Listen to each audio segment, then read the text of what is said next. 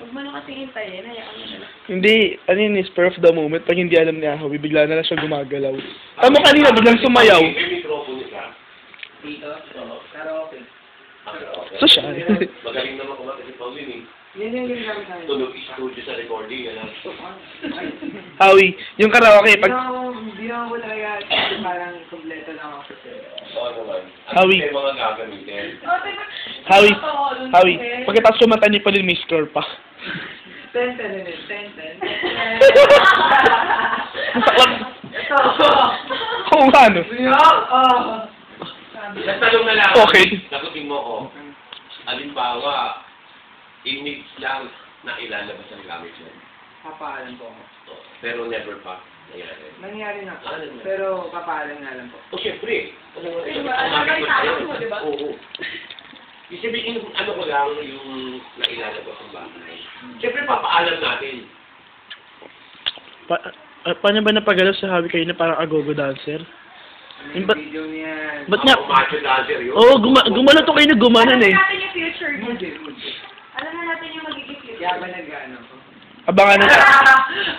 Kaya ako pala nagpapalitan ng muscle para pag gumagano tayo nakakahiya. Mm. Kaya pala. Alam na natin yung future. Santana. Hindi, ano yan eh. Costume yung una bouncer.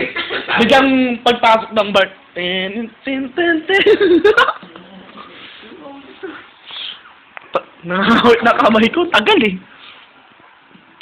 Tumawa ko naman siya. Tapos, Hotel California agad. O, di ba? Okay! Okay! Okay! Simple lang para, no? Pero mga bata tumitira. Mga bata tutugtog, di ba? Idea na old song, pero bibira. So, pieces over tayo. Oh, di ba? Yung tipong acoustic na may high chair. Oo, acoustic talaga yun, di ba? Hotel California, puro, alam mo, rundali, no? Nakita ko yung concert nila, 8 yata sila, puro gitara hawak, eh. Alam ko, rundalya nga, eh. Alam ko may DVD kami. Pero marami siya ang ano pa nga ang grupo niya? Hindi ako, matatanda na rin, no? Meron kami healthy disorder. Pwede natin sabi siya. Saan kaya sinasabit ni Spider-Man yung sapot niya pag ganyan siya kataas? Oo, tapos isipin mo pag di ba yung sa mga games, kung saan sumasabit yung sapot niya. Ito, sorry. Swing, mataas. Hindi. Tatalo na siya, tapos magbabaw. Hindi, di ba sa mga laro, try mo maglaro ng mga Spider-Man, wala nang building, may sapot pa din siya. Oo. Saan niya dinidikit yung sapot sa airplane? Alo?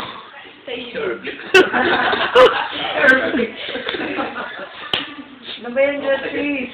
Kasi isipin mo naman. Pero kung iniisip ko dyan, alam mo, ayoko din dyan sa talking about Spider-Man. Ayoko sa kanya eh. Kasi madumi yan eh. Kaya imagine habang nagagawa siya ng activity niya, ang agyo yung dami. Ayo. Tapos, agyo yun, di ba? Yung mga sapot. Eh, sa TV, puro agyo kasi Spider-Man ang superhero doon eh. Oo, naalala ko pala yung mali ni Father. Mas kilala yung Spider-Man. Oo. Manet. Yung Plastic Man? kilala daw yung mga superhero. Superhero. Kesa kay Jesus Christ.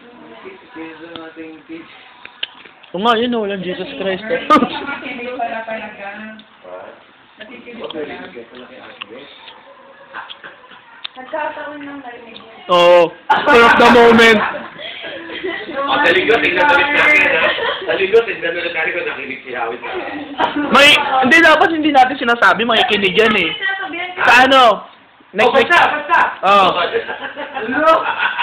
Kailangan lagi makikinig sa akin. Makikinig ko. Nakikinig din. Oo, sa Ate Beth. Sa Ate Beth, lagi kami dinadaldal yan. Lagi kami dinadaldal niya Ate Beth eh. Okay, yeah. Ministo. Ate Beth, si Ate Beth. Oo, yung tipong, nakikinig kami kay Father, biglang lilingon sa amin si Ate Beth, magkukwento. Si Ate Beth.